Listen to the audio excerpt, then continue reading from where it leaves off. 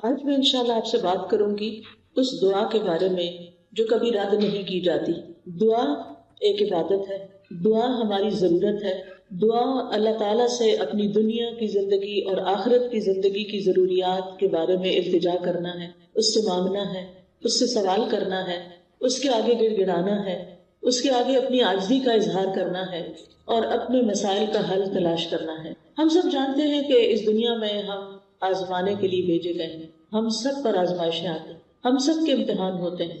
کوئی بیمار ہو جاتا ہے، کوئی بچوں کی طرف سے پریشان ہوتا ہے، کوئی بچوں کی شادی کے مسئلے میں پریشان ہوتا ہے، کچھ انہونی قسم کی بیماریوں کا شکار ہوتا ہے، کوئی ذہنی مسائل کا شکار ہوتا ہے، کوئی مالی مسائل کا شکار ہوتا ہے، کوئی دنیا کے حالات کے بارے میں پریشان ہوتا ہے، اور یہ ہم سب ایکسپیرینس کر رہے ہیں۔ اور بعض اوقات تو مسائل کا ایک تانتا ہوتا ہے، ایک مسئلہ ختم نہیں ہوتا کہ ایک اور مسئلہ شروع ہو جاتا ہے، اور انسان اس دنیا میں ان پریشانیوں کی وجہ سے گھبرا اٹھتا ہے۔ امام ابن القیم کہتے ہیں کہ دعا آزمائشوں کی دشمن ہے، یعنی ادھر آزمائش آئی تو اس کا مقابلہ دعا سے کیجیے۔ وہ کہتے ہیں کہ دعا مفید ترین علاجوں میں سے ایک علاج ہے، یہ آزمائشوں کی دشمن ہے، یہ مصیبتوں کو دور دھکیلتی ہے، ان کے ساتھ گتھم گتھا ہوتی ہے، ان کے واقع ہونے کو روکتی ہے اور مصیبتوں کو ختم کرتی ہے، یا مصیبت واقع ہو جائے تو اس کو کم کرتی ہے۔ دعا مومن کا ہتھیار ہے، مفید ترین دوا ہے۔ لہذا آج ہم بات کریں گے کہ ہم کس طرح دعا کریں کہ ہماری دعا قبول ہو اور ہم ان مسائل سے جو زندگی میں نبرد آزما ہیں، نبٹ رہے ہیں، ان کو ختم کرنے میں ہماری مدد کرے۔ تو بات یہ ہے کہ ہم سب جانتے ہیں کہ ہمیں اللہ تعالیٰ نے ہی پیدا کیا ہے اور اسی کی طرف ہمیں پلٹ کر جانا ہے، اور اسی کے ہاتھ میں ہر مشکل کا حل ہے۔ وہ ہر چیز پر قادر ہے، وہ سب سے بڑا ہے۔ اس کو دینے کے لیے، اسے کوئی مشکل حل کرنے کے لیے کسی سے پوچھنا نہیں پڑتا، کسی کی مدد لینی نہیں پڑتی۔ لہذا جب سب کچھ اسی کے اختیار میں ہے، لہو ملک السماوات والارض، آسمانوں اور زمین کی ملکیت، کنٹرول، سارے کا سارا اسی کے ہاتھ میں ہے۔ لہذا جب کوئی مشکل آئے تو ہمیں اسی کی طرف رجوع کرنا چاہیے۔ علماء نے عبادت کی جو قسم دعا سے متعلق بتائی ہے وہ دو طرح کی دعا ہوتی ہے، ایک دعا العبادہ اور ایک دعا المسئلہ۔ یعنی ہماری جتنی بھی عبادتیں ہیں، نماز، روزہ، حج، زکوٰۃ، جتنے بھی اعمال ہیں، ان سب کو بھی دعا کہا جاتا ہے، کیونکہ یہ بھی دراصل ہم اللہ سبحانہ تعالیٰ کے حضور جب حاضر ہوتے ہیں، مثلا نماز میں، تو آپ دیکھیے کہ ہم سینے پہ ہاتھ باندھ کے بھی دعا کرتے ہیں۔ ہم سمع اللہ لمن حمدہ کے بعد ربنا ولک الحمد حمدا کثیرا طیبا مبارکا فیہ اللہم لا مانع لما اعطیت ولا معطی لما منعت، حمد کے بعد آخر میں پھر دعا کرتے ہیں۔ رکوع میں بھی دعائیں ہوتی ہیں، سجدے میں بھی دعائیں۔ حدیث میں آتا ہے کہ سجدے میں انسان سب سے زیادہ اللہ تعالیٰ کے قریب ہوتا ہے، تو وہاں بھی ہم دعا کرتے ہیں۔ پھر اتحیات بھی دعاؤں کے ساتھ، درود شریف بھی دعا ہے، بلکہ ساری دعاؤں کا خلاصہ ہے۔ اور اسی طرح قبولیت کا بہترین وقت درود شریف کے بعد نماز کے اندر دعا کرنا ہے، جہاں ہم رب اجعلنی اور دیگر دعائیں پڑھتے ہیں۔ پھر اسی طرح روزے کی حالت میں دعا قبول ہوتی ہے، افطار کے وقت دعا قبول ہوتی ہے۔ پھر ہم حج پہ جاتے ہیں تو ہر مقام پہ دعائیں قبول ہوتی ہیں۔ تو گویا ہماری عبادات بھی دراصل دعاؤں کا ہی مجموعہ ہے، اور وہ بھی دعاؤں کی قبولیت کا ذریعہ ہے۔ یعنی جب ہمیں کچھ چاہیے ہوتا ہے تو ہم اللہ تعالیٰ کی طرف رجوع کرتے ہیں۔ نبی صلی اللہ علیہ وسلم کا طریقہ کیا تھا کہ جب انہیں کوئی مشکل پیش آتی تو وہ کیا کرتے؟ نماز کے لیے کھڑے ہو جاتے اور نماز میں پھر دعا کرتے، اللہ تعالیٰ سے مدد مانگتے۔ قرآن مجید میں آتا ہے وَاسْتَعِینُوا بِالصَّبْرِ وَالصَّلَاةِ، مدد طلب کرو، مدد مانگو صبر اور نماز کے ساتھ۔ لہٰذا یہ دعا العبادت ہے، اس کا فائدہ انسان کو دنیا میں بھی ہوتا ہے اور آخرت میں بھی ہوتا ہے۔ دوسری دعا وہ ہوتی ہے جس میں ہم اللہ سبحانہ تعالیٰ سے سوال کرتے ہیں، کچھ مانگتے ہیں، اس کے آگے گڑ گڑاتے ہیں، تو اس کو دعا الطلب کہتے ہیں، دعا المسئلہ کہتے ہیں، جس میں ہم اللہ تعالیٰ سے التجا کرتے ہیں کہ وہ ہماری دعا قبول کر لے۔ اس کے بارے میں اللہ تعالیٰ فرماتے ہیں وَقَالَ رَبُّكُمُ ادْعُونِي أَسْتَجِبْ لَكُمْ، تمہارے رب نے کہا کہ مجھ کو پکارو، مجھ سے مانگو، میں تمہاری دعا قبول کروں گا۔ ایک اور جگہ پر آتا ہے سورۃ البقرہ میں وَإِذَا سَأَلَكَ عِبَادِي عَنِّي فَإِنِّي قَرِيبٌ اجیب دعوت الداعی اذا دعانی فلیستجیبوا لی ولیؤمنوا بی لعلہم یرشدون. اور تمہارے رب نے فرمایا کہ مجھ سے دعا کرو، میں تمہاری دعا قبول کروں گا، اور جب میرے بندے آپ سے میرے بارے میں سوال کریں تو بے شک میں قریب ہی ہوں، میں پکارنے والے کی پکار کا جواب دیتا ہوں جب بھی وہ مجھے پکارتا ہے. تو گویا اللہ سبحانہ تعالیٰ بندے کے بہت قریب ہے. فإنی قریب ایک اور جگہ پر آتا ہے ان ربی قریب مجیب، کہ بے شک میرا رب قریب بھی ہے اور دعا قبول کرنے والا بھی ہے. لیکن دعا کی قبولیت کے لیے کیا کرنا چاہیے؟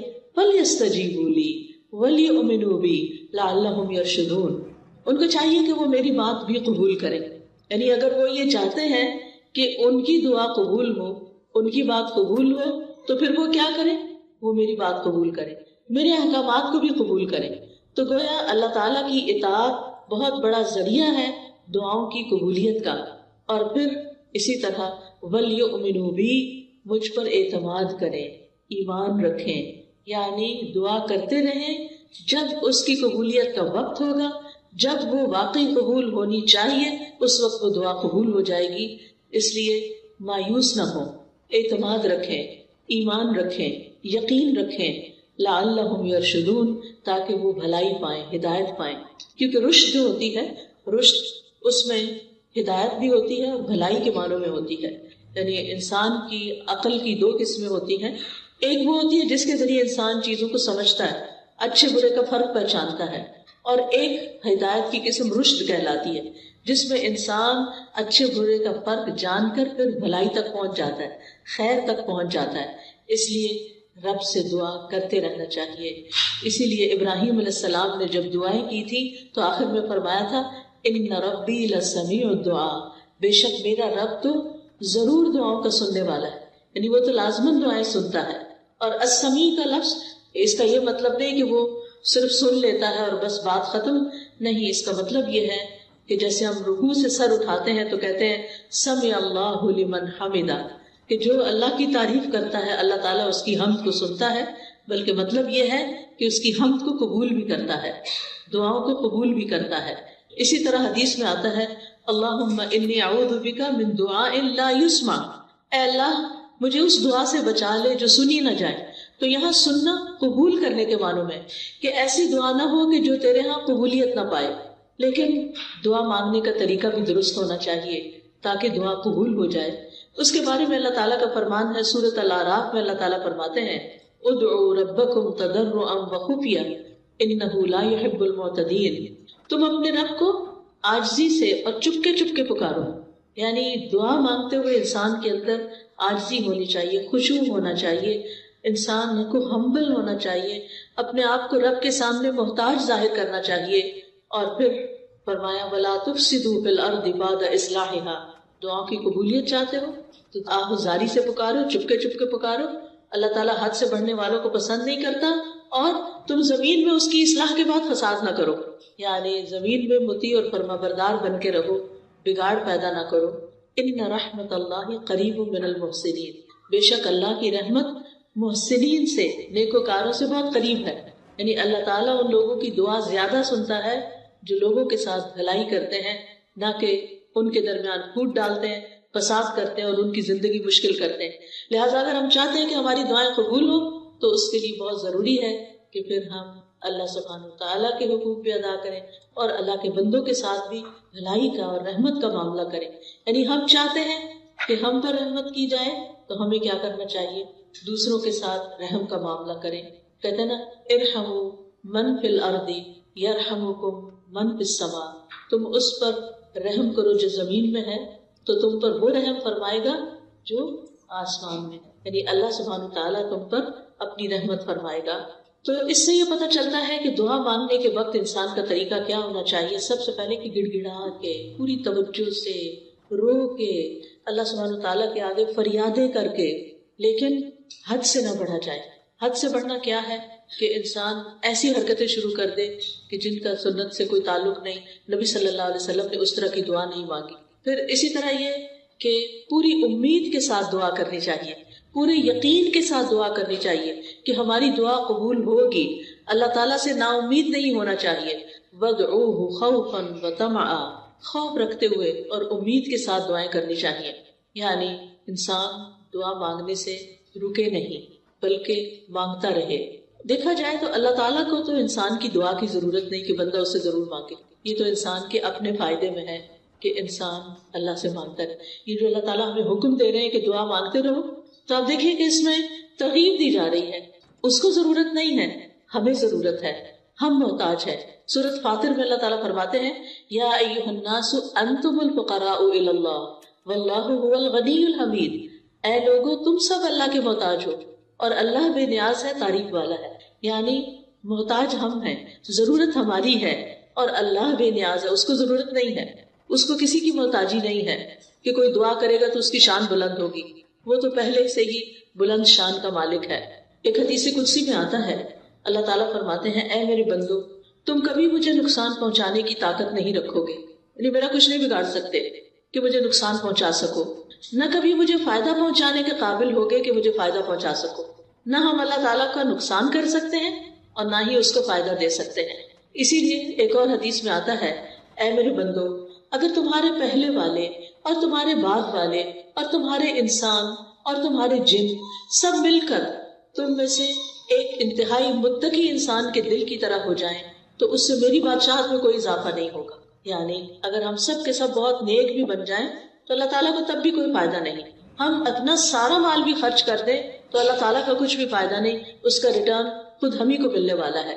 تو بات یہ ہے کہ دعا انسان ہی کو فائدہ دیتی ہے، لہٰذا دعا مانگتے رہنا چاہیے کیونکہ دعا ایک عبادت ہے. ہم اپنی زندگی میں جتنی بھی دعائیں کریں گے اتنی زیادہ اللہ تعالیٰ کی محبت پائیں گے، کیونکہ نبی صلی اللہ علیہ وسلم نے فرمایا لیس شیء اکرم علی اللہ من الدعاء. اللہ کے ہاں دعا سے بڑھ کر کوئی چیز عزت والی نہیں. یعنی ہم بندوں سے مانگتے ہیں تو وہ کیا ہوتا ہے، ذلت ہوتی ہے، لیکن جب ہم اللہ سے مانگتے ہیں تو اللہ تعالیٰ کے ہاں درجات بلند ہوتے چلے جاتے ہیں، عزت بڑھتی چلی جاتی ہے. دعا کرنے والے سے اللہ تعالیٰ محبت کرتا ہے اور جو دعا نہیں کرتا اس سے کیا ہوتا ہے پتہ نا آپ کو، اللہ تعالیٰ اس سے ناراض ہوتا ہے.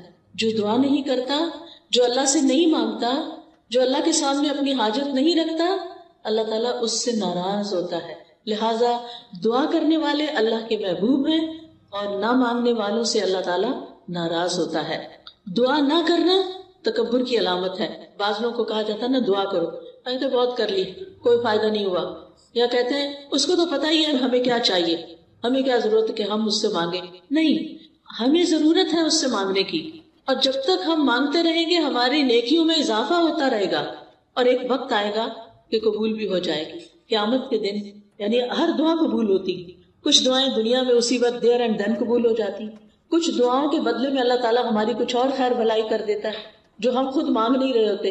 اللہ تعالیٰ وہ چیزیں ہمیں عطا کر رہا ہوتا ہے جو ہماری اس دعا کی قبولیت سے زیادہ بڑی ضرورت ہوتی ہے. اور کچھ دعائیں ہماری آخرت کے لیے سیو کر دی جاتی ہیں. جب ہمارے عمل میں کچھ بہت اچھا نہیں ہوتا، ہمارے پاس بہت ساری نیکیاں نہیں ہوتی، لیکن ہم کسی مسئلے میں پریشان ہوتے ہیں اور دعائیں کرتے رہتے ہیں، تو یہ ہماری نیکیوں میں اضافے کا ذریعہ بن جاتی ہیں. اور قیامت کے دن اللہ تعالیٰ کے ہاں جو بندہ ان دعاؤں کا اجر پائے گا جو دنیا میں قبول نہیں ہوئی تھی، تو انسان کیا تمنا کرے گا، کاش دنیا میں میری کوئی دعا بھی قبول نہ ہوئی ہوتی اور آج سارے کا سارا مجھے یہی ملتا. ہم سب جانتے ہیں کہ دنیا کی زندگی جو ہے وہ ہماری بہت ہی محدود سی ہے. یہاں اگر ہمیں سب کچھ بھی مل جائے تو بھی ہم دیکھتے ہیں کہ یا وہ چیز ختم ہو جاتی ہے یا ہم چلے جاتے ہیں دنیا سے. یعنی کچھ بھی تو یہاں باقی رہنے والا نہیں. ہمارے پاس قارون کے خزانے بھی ہوں تو وہ بھی ختم ہو جائیں گے، تو بھی ہمیں دنیا سے چلے جانا ہے. کل من علیہا فان ویبقى وجہ ربک ذو الجلال والاکرام. اس لیے کبھی بھی مایوس نہ ہو، مانگتے چلے جائیں، مانگتے چلے جائیں. دعا مانگنے سے کبھی بھی تھکے نہیں. لیکن دعا مانگنے کے کچھ آداب ہیں، کچھ شرائط ہیں، وہ ہمیں ضرور سیکھ لینی چاہیے، اور اگر ہم نے سیکھی ہوئی ہیں تو ضرور دوہرا لینی چاہیے. اور اس کا فائدہ کیا ہے کہ اس سے ہماری دعائیں قبول بھی ہوں گی اور ہمارے دل میں ایک اطمینان بھی پیدا ہوگا. تو ابن قیم نے چند سطروں میں دعا کا خوبصورت نچوڑ پیدا کیا ہے. وہ کہتے ہیں کہ وہ کون سی اہم چیزیں ہیں جو کسی انسان کو دعا کرتے ہوئے معلوم ہونی چاہیے، اور اس کے آخر میں انہوں نے یہ جملہ کہا ہے پورے یقین کے ساتھ کہ جو ان شرائط کو پورا کر کے دعا کرے گا وہ دعا کبھی رد نہیں ہوگی. یعنی اس کی دعا کبھی رد نہیں ہوگی. تو آج کا موضوع بھی یہی ہے کہ وہ کون سی دعا ہے جو رد نہیں ہوتی، یعنی وہ کس طریقے سے مانگی ہوئی دعا ہے جو ضرور قبول ہو جاتی ہے. اور یہ باتیں انہوں نے اپنی کتاب الجواب الکافی لمن سأل عن الدواء الشافی، اردو میں بھی کتاب آپ نے اس کا ترجمہ دیکھا ہوگا دوائے شافی کے نام سے. ہو سکتا ہے آپ میں سے کچھ لوگوں نے یہ کتاب پڑھی ہو. بہت ہی اچھی کتاب ہے، پڑھنے کے لائق ہے. میں سمجھتی ہوں جس نے زندگی میں یہ کتاب نہیں پڑھی اس کے علم میں بہت بڑی کمی ہے. اردو میں یہ کتاب، انگلش میں بھی کچھ مختصر سی شاید ٹرانسلیشن ہے، اصل کتاب عربی میں ہے. اگر آپ کو اردو نہیں بھی سمجھ آتی، نہیں پڑھ سکتے، تو کم از کم آپ اس کے آڈیو لیکچر سن سکتے ہیں. قرآن فار آل ایک ایپ ہے جس میں دوائے شافی کے سارے لیکچرز ریکارڈڈ موجود ہیں. اس میں سے ایک ایک لیکچر اگر آپ کر کے سنیں گے تو کتاب ختم ہو جائے گی. آڈیو بک ہے وہ، اور چھوٹا چھوٹا میں نے ایکسپلین بھی کیا ہوا ہے اس میں. تو اس سے آپ کو زندگی گزارنے کے بہت سارے پر حکمت ایسے نکتے ملیں گے کہ جن کو اپنا کے آپ کی زندگی میں ایک اطمینان اور سکون پیدا ہو جائے گا. تو بہرحال اس کتاب کا ترجمہ النس اینڈ دا کیور کے نام سے بھی آپ دیکھیے گا ضرور. تو دعا کی قبولیت کے اسباب کون سے ہیں؟ اگر آپ کے پاس کاپی پین ہو تو اپنے پاس نوٹ کر لیجئے، اور اگر نہیں تو دل پہ لکھ لیجئے. سب سے پہلی چیز دل کا حاضر ہونا، یعنی دعا کی قبولیت کے لیے سب سے اہم ترین چیز کیا ہے کہ دل کی حضوری کے ساتھ دعا کی جائے. یعنی مقصد کو حاصل کرنے کے لیے مقصد کو پہلے اچھی طرح سمجھ لینا چاہیے کہ مانگنا کیا ہے. پھر مانگنے کے لیے الفاظ کیا ہونے چاہیے، کیونکہ آپ دیکھیے جتنے اچھے الفاظ سے آپ مانگتے ہیں نا، اور جتنے پیار سے مانگتے ہیں، جتنی عاجزی سے مانگتے ہیں، تو جو آپ مانگتے ہیں وہ آپ کو مل جاتا ہے. آپ کسی انسان سے بھی، کسی بچے سے بھی، مثلا بعض اوقات ایسا ہوتا ہے نا، بچہ آپ کی کوئی چیز اٹھا کے بھاگ جاتا ہے تو آپ اسے کہتے ہیں ادھر آؤ، واپس لاؤ، تو کیا ہوتا ہے، وہ اور دور بھاگتا ہے. لیکن اگر آپ پیار سے اس کو کہتے ہیں اچھا یہ دیکھو ادھر آؤ، میرے پاس یہ چیز بھی ہے تمہارے لیے، آؤ، تو وہ اس چیز کو دیکھتا ہے تو وہ فوراً آ جاتا ہے. تو جو پیار کی بات ہوتی ہے نا، محبت کی بات ہوتی ہے، اور توجہ سے بات جو کی جاتی ہے، اس کا اثر ہی کچھ اور ہوتا ہے. بعض اوقات ہم ایسے کہتے ہیں، ہمارے ہاتھ میں فون ہوتا ہے اور ہم کسی سے بات کر رہے ہوتے ہیں تو وہ دوسرے کو کوئی اثر نہیں ہوتا، بچے اس بات کا کوئی اثر نہیں لیتے. تو توجہ، دل کی حضوری، اچھے الفاظ، اور غفلت سے باہر آ کے اچھے سے مانگنا. کیونکہ حدیث میں آتا ہے وَاعْلَمُوا أَنَّ اللَّهَ لَا يَسْتَجِيبُ دُعَاءً مِّن قَلْبٍ غَافِلٍ لَاهٍ، جان لو بے شک اللہ غافل اور لہو لعب یعنی کھیل کود میں مبتلا دل کی دعا قبول نہیں کرتا. یعنی دھیان ہمارا کہیں اور لگا ہوا ہے، کان ہمارے کہیں اور لگے ہوئے ہیں، اور ہم صرف زبان سے کوئی کتاب اٹھا کے، آج کل تو بہت سہولت ہو گئی ہے نا کہ خود سے سوچنا بھی نہیں پڑتا کیا مانگنا ہے، بس بک اٹھائی دعاؤں کی، یا کوئی کارڈ اٹھا لیا، یا پھر کوئی ایپ کھول لی اور لفظ پڑھنا شروع کر دیے. ٹھیک ہے وہ بھی دعائیں ہیں، لیکن ان کو بھی سلیقے سے پڑھنے کی ضرورت ہے. ان پر بھی جب آپ پڑھتے ہیں نا تو صرف ایسے نہیں کہ قرآن کی تلاوت کر رہے ہیں بغیر سوچے سمجھے تو دعائیں بھی بغیر سوچے سمجھے پڑھتے چلے جائیں، ایسا نہیں کرنا، بلکہ جو کچھ بول رہے ہیں اس کو سمجھنا بھی ہے، کیا مانگ رہے ہیں، کیوں مانگ رہے ہیں. لہٰذا ہمیں غفلت سے نکلنا ہے، دل حضوری کے ساتھ مانگنا ہے، ڈسٹریکشن سے بچنا ہے. جو آپ کی خاص خاص دعائیں نا وہ ایسے وقت میں کیا کریں جب ڈسٹریکشن نہ ہو. کیونکہ بعض اوقات آپ دعا مانگ رہی ہیں اور ادھر سے بچہ آپ کو کھینچ رہا ہے، ادھر سے فون بج رہا ہے، ادھر سے آپ کے گھر کے باہر کھڑا ہے، ادھر سے آپ کو خوشبو آ رہی ہے کہ ہڈیاں جل رہی ہے. اب آپ سوچیں کیا دعا مانگی جائے گی، کیسی دعا ہوگی وہ، اور پھر اس میں قبولیت کیا ہوگی. جب آپ کو خود ہی پتہ نہ ہو، کان کہیں لگے، آنکھیں کہیں لگے، ناک کہیں لگے، کیا پتہ چلے گا کیا مانگا کیا نہیں مانگا. لہٰذا ایسے وقت میں مانگے جب آپ اکیلے ہوں، تنہا ہوں، آپ اور آپ کا رب ہو، پھر آپ اسے چپکے چپکے سرگوشیاں کریں. اذ نادى ربه نداء خفيا، زکریا علیہ السلام نے اپنے رب کو پکارا تھا چپکے چپکے، خفیہ خفیہ. ادعوا ربکم تضرعا وخفیہ، عاجزی اور زاری بھی ہو اور چپکے چپکے مناجاتیں بھی ہوں. کیونکہ دعا کرتے وقت جذبات بھی ساتھ ہونے چاہیے، یعنی اللہ کی رحمت کو محسوس کرنا چاہیے، اللہ کا شکر ادا کرنا چاہیے کہ اس نے توفیق دی ہے، اور پھر اس یقین کے ساتھ کہ اللہ بڑا مہربان ہے، رحم فرمانے والا ہے، وہ اس وقت بھی سن رہا ہے، وہ میرے دل کی حالت جانتا ہے، اور وہ کچھ دے سکتا ہے جو میں مانگ رہی ہوں. جب آپ بندوں سے کچھ مانگتے ہیں نا تو بعض اوقات ان کے پاس ہوتا بھی ہے، وہ نہیں دیتے، لیکن اللہ تعالیٰ جب دیتے ہیں تو اس کے خزانوں میں تو کمی ہوتی ہی نہیں. بندوں کو تو یہ خوف ہوتا ہے نا ہم نے دے دیا تو ہمارا کیا بنے گا. ہر دفعہ ایسے ہی ہوتا ہے نا، کوئی ہم سے کچھ مانگ لے تو پہلے ہم سوچتے ہیں ہمارا کام چلے گا دینے کے بعد، بس اتنا ہی دیتے ہیں جتنا ہم بس دینا چاہتے ہیں، اس سے آگے نہیں. اللہ سبحانہ وتعالیٰ کے خزانے بھرے ہوئے ہیں. جب سے زمین و آسمان بنا ہے وہ خرچ کیے چلے جا رہا ہے، لیکن اس کے خزانوں میں قطرے برابر بھی کمی نہیں ہوئی، قطرے برابر بھی کمی نہیں ہوئی. اس کو کیا فرق پڑتا ہے؟ اور جب ہم یہ جانتے ہیں کہ زمین و آسمان کی ہر چیز اس کے کنٹرول میں ہے، وہ بادشاہ ہے، وہ مالک ہے، اور وہ دینے میں پوری طرح قادر ہے، تو پھر ہم اس امید کے ساتھ مانگیں. قرآن مجید میں آتا ہے کہ وَإِن مِّن شَيْءٍ إِلَّا عِندَنَا خَزَائِنُهُ وَمَا نُنَزِّلُهُ إِلَّا بِقَدَرٍ مَّعْلُومٍ. کوئی چیز ایسی نہیں، یو نیم اٹ، کہ جس کے خزانے ہمارے پاس نہ ہو، لیکن ہم ان خزانوں میں سے کتنا کتنا دیتے ہیں، کتنا کتنا اتارتے ہیں، ایک معلوم اندازے کے مطابق، ایک مقرر اندازے کے مطابق. کیونکہ اللہ تعالیٰ الحکیم بھی ہے، اس کو پتا ہے کس انسان کو کب کون سی چیز دینی چاہیے، کیونکہ وہ ہمارے بارے میں ہم سے زیادہ جانتا ہے نا، کہ اگر میں نے اس کی دعا قبول کر لی اور اس کو وہ مل گیا جو چاہتا ہے، پھر یہ مجھے بھول جائے گا.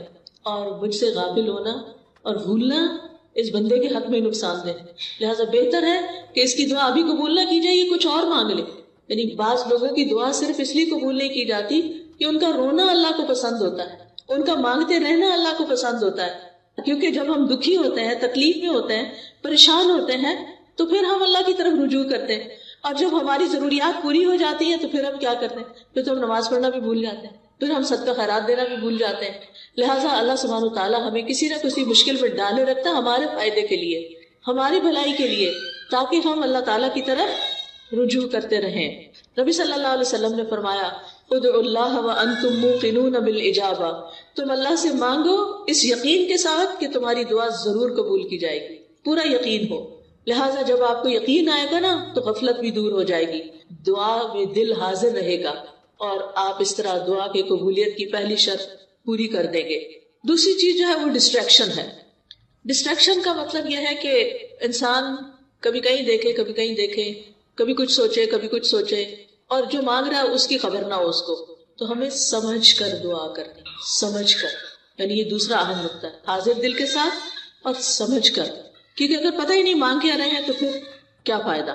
اور پھر یہ ہے کہ اگر عربی میں دعا مانگنی نہیں آتی تو الٹے سیدھے لفظ پڑھ کے نہ مانگے، اردو میں مانگ لیں، انگلش میں مانگ لیں، پنجابی میں مانگ لیں، جو آپ کی زبان ہے اس میں مانگ لیں، تو آپ کے لیے کچھ مشکل نہیں ہے. اللہ تعالیٰ کو ساری زبانیں آتی ہیں، ایک ہم ہیں، ہمارے لیے ڈسٹرکشن، ہماری لمیٹیشنز ہیں.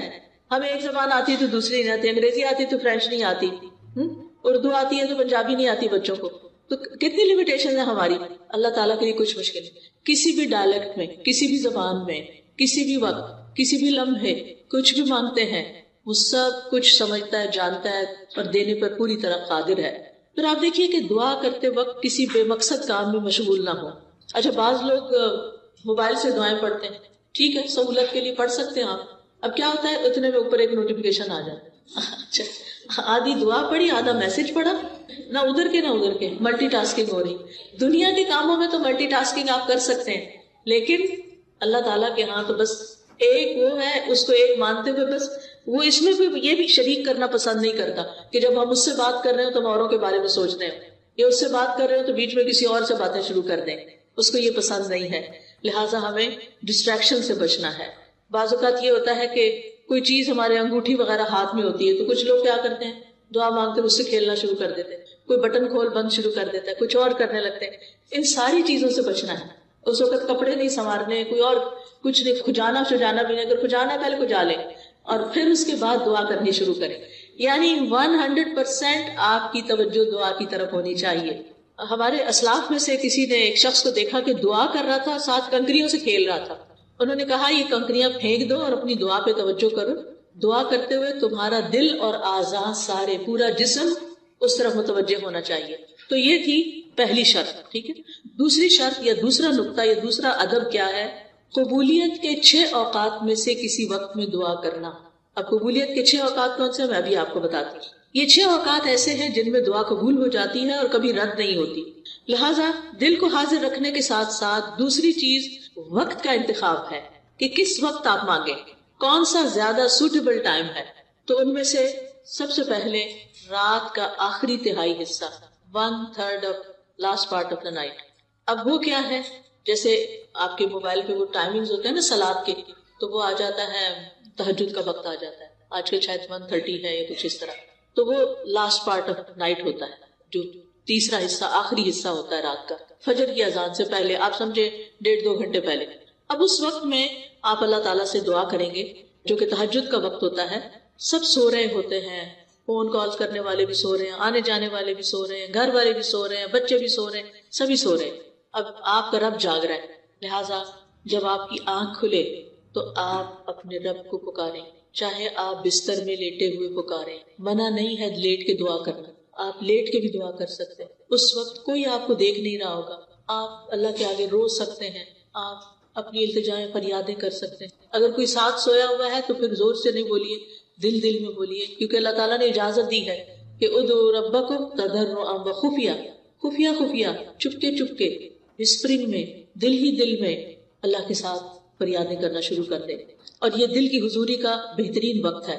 حدیث میں آتا ہے ہمارا رب تبارک و تعالی ہر رات آسمانی دنیا پہ نزول فرماتا ہے، جب رات کا آخری تہائی حصہ باقی رہ جاتا ہے اور وہ آواز دیتا ہے کوئی جو مجھ سے دعا کرے تو میں اسے قبول کر لوں۔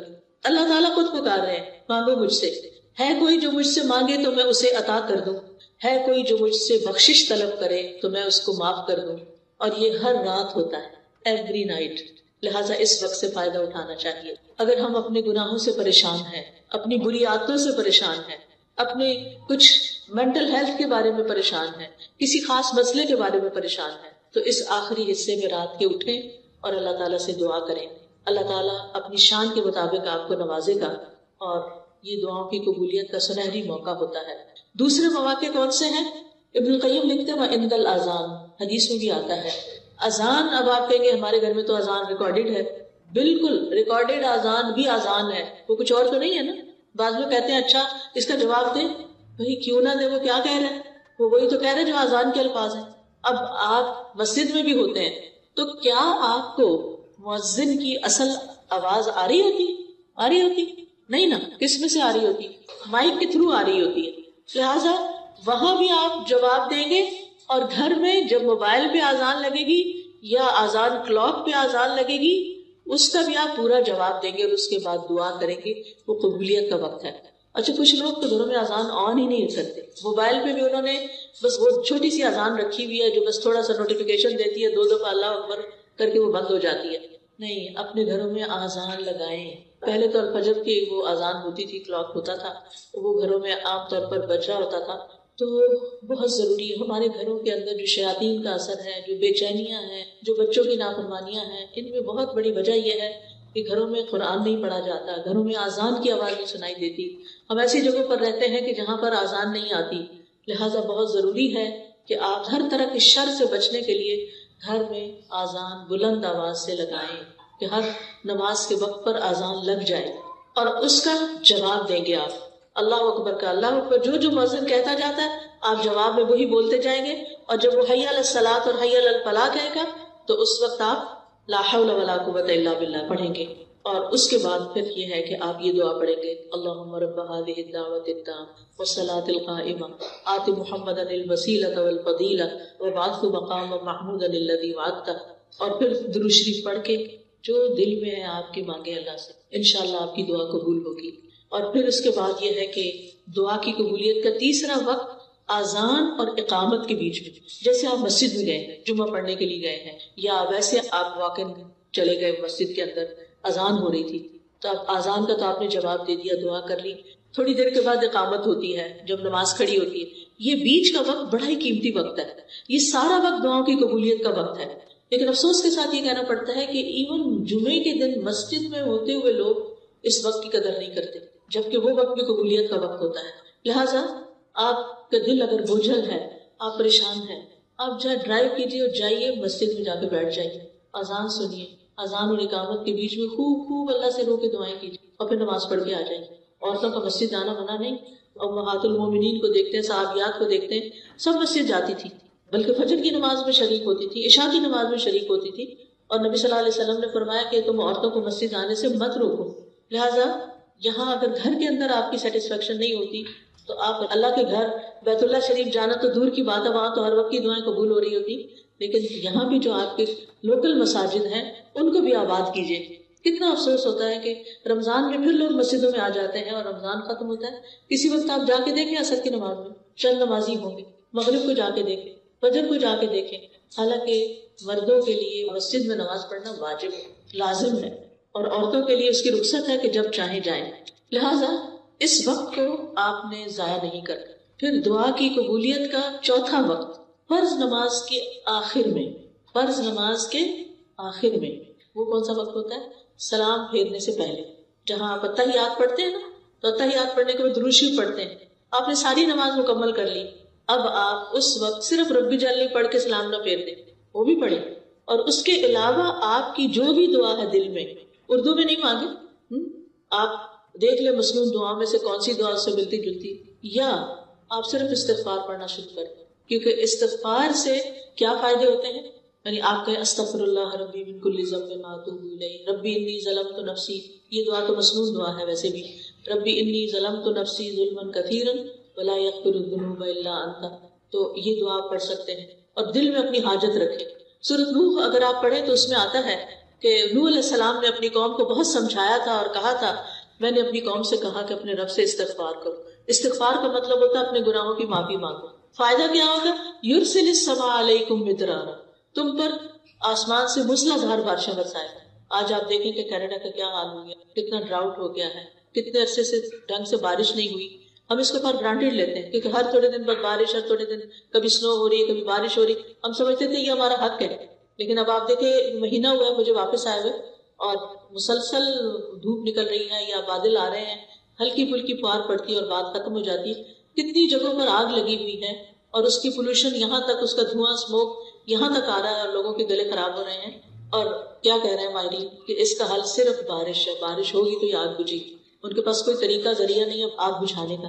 تو آپ خود سوچئے کہ ہم سب کو اجتماعی استغفار کرنی چاہیے. ہم یہ نہ سوچے کہ سب کچھ ہے کہ کیا فرق پڑتا ہے اگر نہیں بھی بارش تو اچھا موسم ہے، باہر چھتری نہیں لے کے جانی پڑے گی، پارک میں جا کے بیٹھیں گے، دھوپ میں بیٹھیں. نہیں، بارش کی انسانوں کو، جانوروں کو، پرند چرند ہر ایک کو ضرورت ہوتی ہے. پودوں کو ہماری ضرورت ہے، ہم سب کو ضرورت ہے. اگر پانی کی سطح نیچے چلی جائے تو آپ دیکھیں کہ کھیت ویران ہو جاتے ہیں. لہٰذا اللہ سبحانہ وتعالیٰ سے استغفار کرنا ہے. اور پھر آسمان سے بارشیں برسنے کے علاوہ کیا ہے؟ تمہارے لیے مال اور اولاد ہوگی. یعنی تمہیں مال بھی ملے گا. اگر کسی کو اپنے فائنینشیل پرابلمس ہیں وہ بھی کثرت سے استغفار پڑھے. یا اولاد کی طرف سے کوئی پریشانی ہے، بچے ہیں نہیں، بچے ہیں لیکن بیمار ہیں، بچے ہیں لیکن بات نہیں مانتے، بچے ہیں لیکن شادی نہیں ہو رہی، کوئی بھی مسئلہ اولاد سے ریلیٹڈ ہے تو کیا کرے؟ استغفار کی کثرت کر دیں، اپنے گناہوں کی معافی مانگتے چلے جائیں. اور وَيَجْعَلْ لَكُمْ أَنْهَارًا، تمہارے لیے نہریں جاری کر دے گا اللہ تعالیٰ. باغات ہوں گے، نہریں ہوں گی.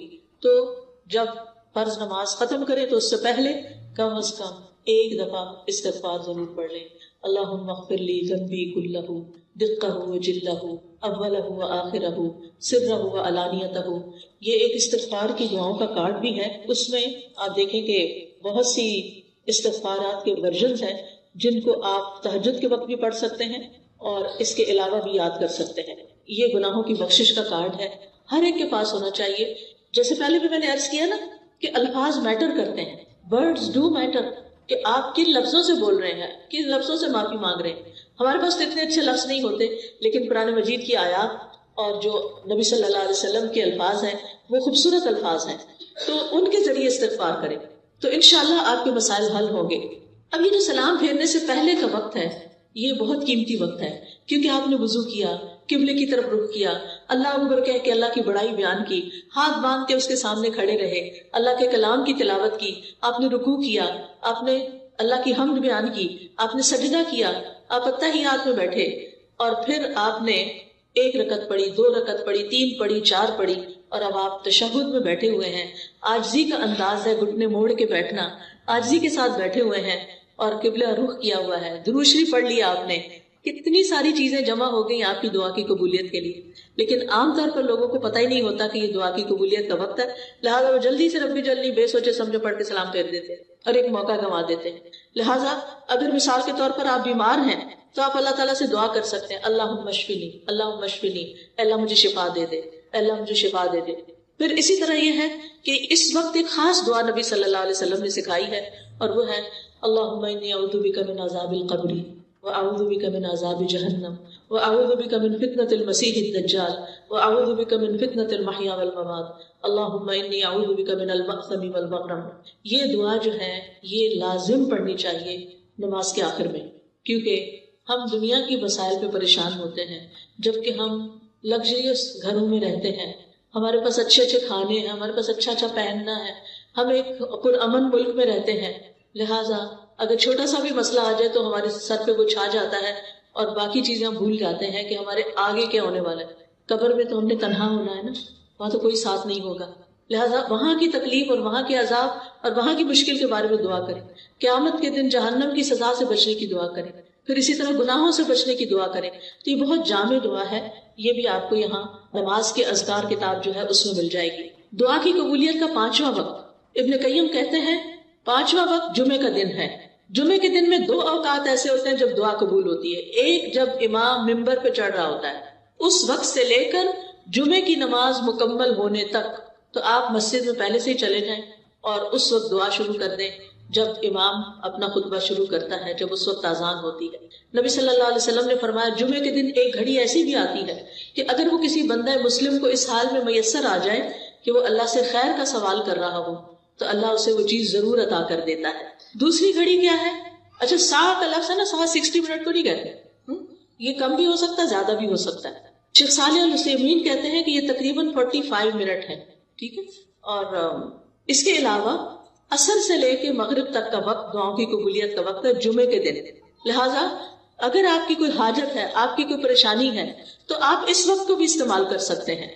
دعاؤں کی قبولیت کا 6واں وقت عصر سے لے کر مغرب تک جمعے کا دن، یعنی اس وقت دعائیں کرتے رہنا چاہیے. تو یہ 6 اوقات میں نے آپ کو بتائے ہیں. اور پھر کچھ جگہ ہیں جیسے بیت اللہ شریف کے پاس جا کر، اور پھر مینا عرفات میں. اگر آپ نے حج نہیں کیا ہو تو حج کا پلان کریں. جو لوگ حج پہ جا رہے ہیں آپ ان کو کوئی نہ کوئی گفٹ دیں. یہ آپ کے لیے ایک گفٹ بیگ ہم نے تیار کیا حاجیوں کے لیے. اس میں چھوٹی سی کتاب ہے، کارڈ ہے، جو چھوٹے سے بیگ میں وہ لوگ رکھ کے لے جا سکتے ہیں. سمپل ٹو دا پوائنٹ باتیں ہیں. تو ان سے آپ ریکویسٹ کریں کہ وہ آپ کے لیے ان مقامات پر بھی دعا کریں. تیسری بات دعا کی قبولیت کے لیے عاجزی اور انکساری ہے کہ دل میں خشوع و خضوع ہو، انکساری ہو، اللہ کے آگے ذلت اور عاجزی کا، ذلت اور انکساری کا اظہار ہو. اور جو شخص اللہ کے آگے فقیر بن کے مانگتا ہے اللہ تعالیٰ اس کی دعا سنتا ہے.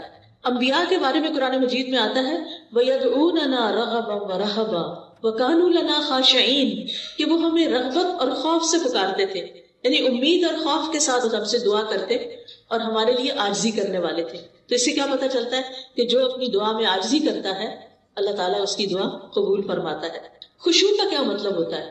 خشوع وہ خوف ہوتا ہے جو دل میں راسخ ہوتا ہے. عام طور پر لوگ لفظ خشوع بولتے ہیں لیکن اس کا مطلب نہیں جانتے. خشوع کیا ہے؟ اللہ کا ایسا خوف جو دل میں جم گیا ہے، دل میں راسخ ہو گیا ہے. اور کہتے ہیں خشوع سے نماز پڑھو. کیا مطلب ہے اس کا؟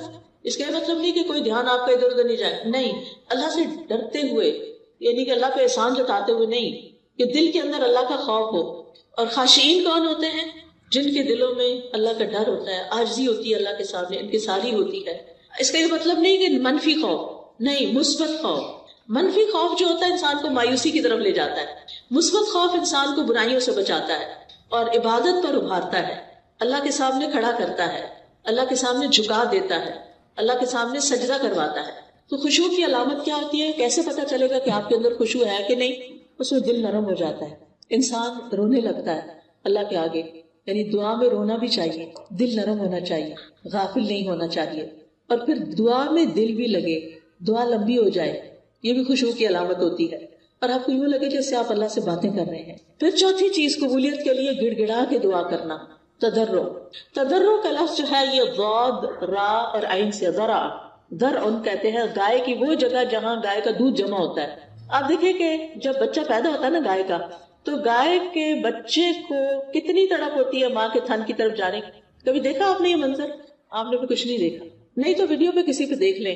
مجھے یاد ہے میں چھوٹی سی تھی تو جب گاؤں میں گئی تو وہاں پر جب وہ بچہ نیا پیدا ہوتا ہے وہ بڑا خوبصورت ہے، مجھے بڑا شوق ہوتا تھا دیکھنے. اچھا وہ بچہ اپنے پاؤں پہ کھڑا ہوتے ہی سیدھا ماں کے تھن کی طرف جاتا ہے کہ میں جلدی سے ماں کا دودھ پی لوں.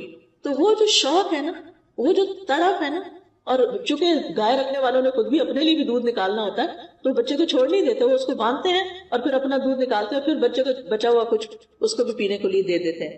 تو بچے کو سب دودھ کی کریونگ ہوتی ہے، بچہ تڑپ کر دودھ کی طرف لپکتا ہے، اس کے بغیر وہ زندہ نہیں رہ سکتا. تو دعا مانگتے ہوئے ہمارے اندر بھی ایسا ہی شوق، ایسی ہی تڑپ ہونی چاہیے، طلب ہونی چاہیے جو گائے کے بچے کو اپنے ماں کے دودھ کی ہوتی. چلے گائے کا بچہ نہیں دیکھا، انسان کا بچہ تو دیکھا ہوگا نا کہ بچے ماں کو کتنا تنگ کرتے. کل ہی میں کسی ماں اور بچے کے ساتھ تھی تو میں دیکھ رہی تھی، بچہ کھیل کے آتا تھا، واپس آ کے ماں کے اوپر چڑھتا اور ماں کا گریبان کھینچنے لگتا کہ مجھے دودھ پلاؤ. وہ پلاتی، پھر وہ تھوڑی دیر پھر اس کا دھیان کھیل کی طرف ہوتا، پھر وہ چھوڑ کے کھیل میں لگ جاتا، پھر وہ واپس آتا، پھر اس کا یہ.